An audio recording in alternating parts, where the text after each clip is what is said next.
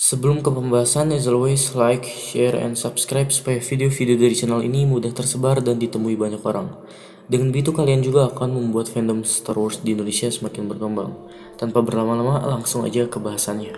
This is where the fun begins.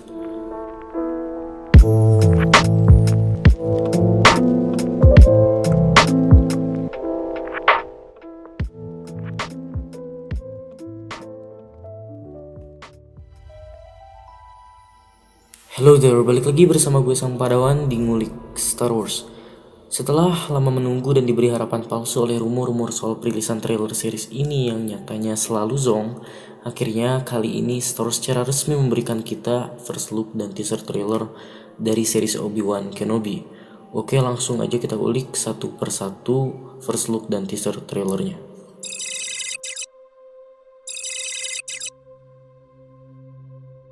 Series ini bertimeline 10 tahun setelah peristiwa di film Revenge of the Sith dan 9 tahun sebelum film A New Hope, di mana secara perhitungan tahun, series ini berlatar waktu di 9 BBY alias 9 tahun before Battle of Yavin alias 9 tahun sebelum pertempuran Yavin atau pertempuran Death Star yang terjadi di A New Hope.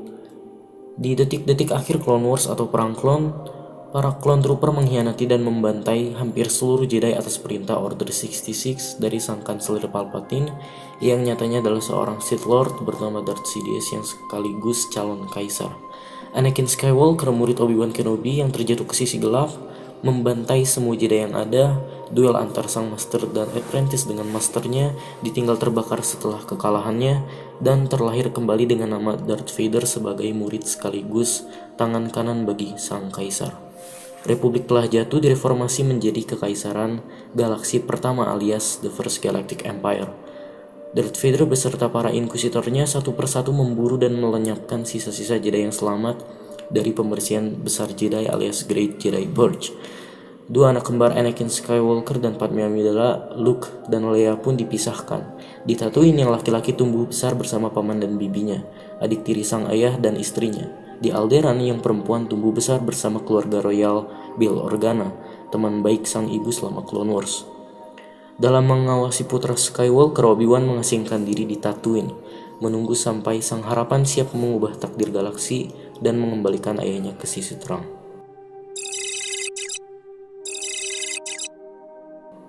Teaser dibuka dengan terdengarnya suara dentingan yang mirip dengan background khas Obi-Wan saat dia pertama kali berkata, "Hello there" di A New Hope, sekaligus memperlihatkan kita dengan Obi-Wan yang kembali diperankan oleh Ewan McGregor dari kejauhan yang mengembara dengan menunggangi EOP, binatang yang sama yang terakhir kali kita lihat dipakai Obi-Wan di Revenge of the Sith. Sang maestro John Williams, komposer legendaris dari 3 trilogi Skywalker Saga, akhirnya kembali ke Star Wars untuk mengkompos original scoring atau theme series ini. Kita bisa kembali mendengar salah satu dari mahakaryanya di sini yang adalah theme Battle of Heroes dari Revenge of the Sith terdengar di sepanjang scene awal ini. Terlihat Obi-Wan bekerja di suatu tempat sekaligus terdengar dia berkata pertarungan telah usai, kita kalah dan tetap bersembunyi. Di mana ini mengacu ke kekalahan Jedi dan kejatuhan Republik 10 tahun yang lalu. Ini mungkin dialog saat Obi-Wan berbicara dengan karakter lain yang salah satu kemungkinannya adalah Qui-Gon Jinn, masternya. Tapi bisa juga ini hanya monolog atau Obi-Wan yang berkata sendiri, di mana seperti yang kita tahu Obi-Wan di era Empire ini memang mempunyai dan menulis jurnalnya sendiri sebagaimana yang diperlihatkan di komik. Dengan munculnya kalimat-kalimat ini bisa jadi petunjuk mengenai satu elemen plot yang paling menarik dan wajib dibahas di series ini, yaitu eksplorasi seputar sisi psikologis dan juga PTSD-nya Kenobi. Series ini sendiri menjembatani 2 film dari 2 trilogi berbeda, di mana ini akan mempresentasikan pengembangan dan transformasi personality Obi-Wan Kenobi yang kita kenal di prequel trilogi dan Ben Kenobi yang kita kenal di original trilogi. Jadi tentunya Sang Padawan rasa hal ini juga harus jadi fokus dalam penceritaan series ini. Kita akhirnya bisa melihat Luke Skywalker kecil yang dipantau Kenobi dari kejauhan. Di sini kita bisa melihat betapa like his father before him-nya Luke, di mana Luke memperagakan gerakan seolah-olah dia menaiki pod atau Starfighter yang sangat menggambarkan ayahnya Annie kecil yang kita lihat di prequel.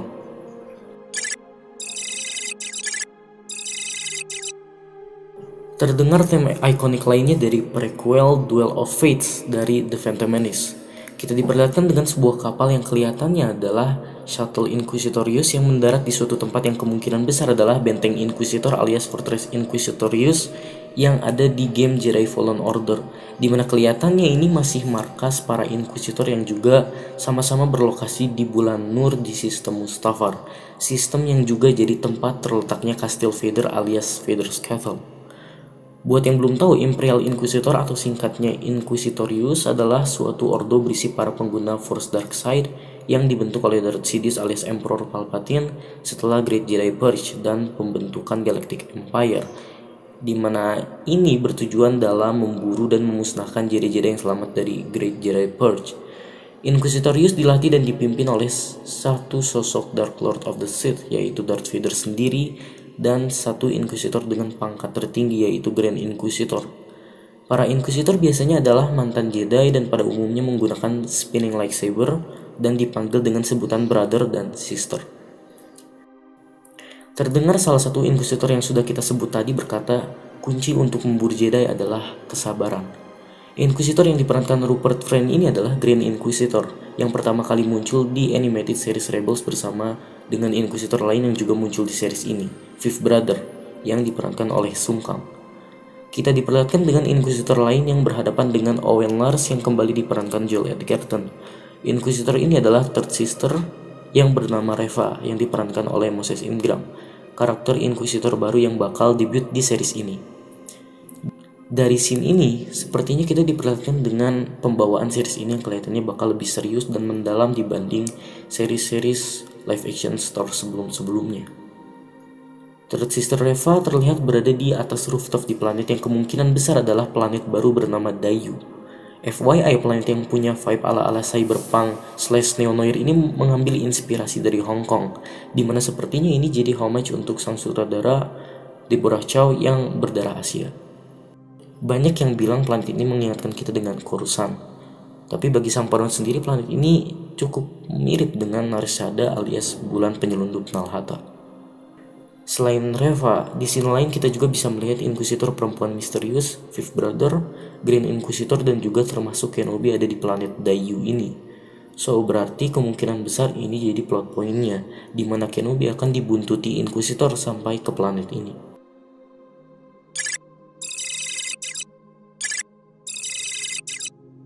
Seperti yang sudah dikabarkan sebelum-sebelumnya, Obi-Wan memang untuk sementara waktu bakal off-world alias keluar planet di series ini. Motifnya sendiri adalah untuk mengurus anak Skywalker yang satunya, yang perempuan, ya, Leia. Dari bocoran dan rumor yang beredar di series ini, Leia kecil yang diperankan Vivian Lyra Blair akan diceritakan diculik atau ditangkap. Karena itu, rutinitas Obi-Wan dalam mengawasi Luke di series ini pun harus dijeda dulu. Nah, kalau gitu apa berarti Luke bakal tanpa pengawasan di series ini? Sang Paron punya spekulasi.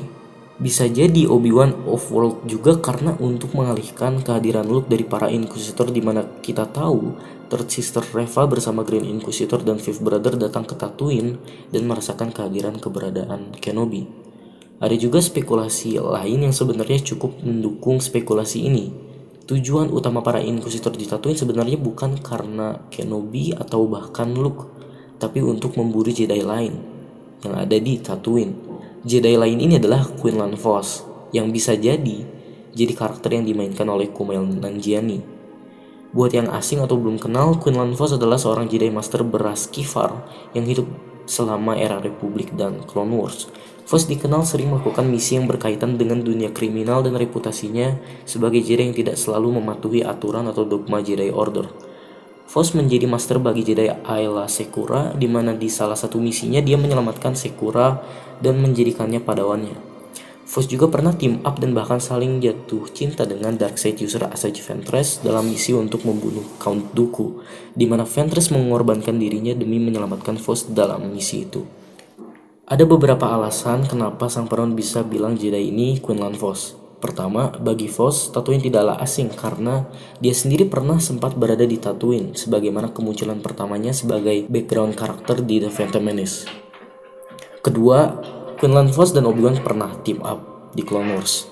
Ketiga, ini yang paling menarik. Seperti yang kita tahu, Force punya kemampuan spesial yang adalah Force Echo atau yang lebih dikenal sebagai Psychometry, di mana ini adalah kemampuan Force yang dapat mengingat memori seseorang atau suatu kejadian dengan memegang suatu objek yang pernah disentuh orang itu.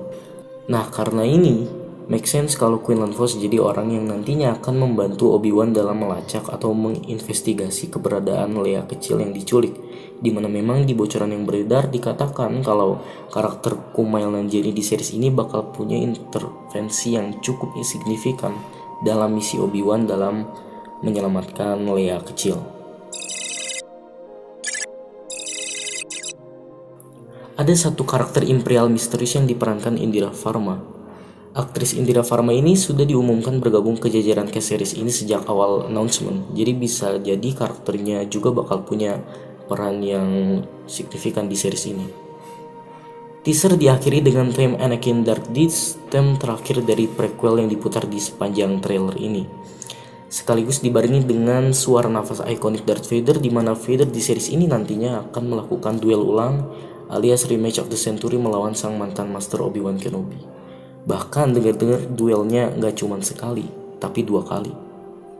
Sang Padawan langsung tersenyum dan excited sejak detik-detik awal teaser, karena teaser dibuka dengan theme atau suara dentingan khas Obi-Wan yang sama yang terdengar saat Kenobi berkata hello there di A New Hope, dimana ini memang apa yang gue angan-angankan untuk menjadi opening teaser.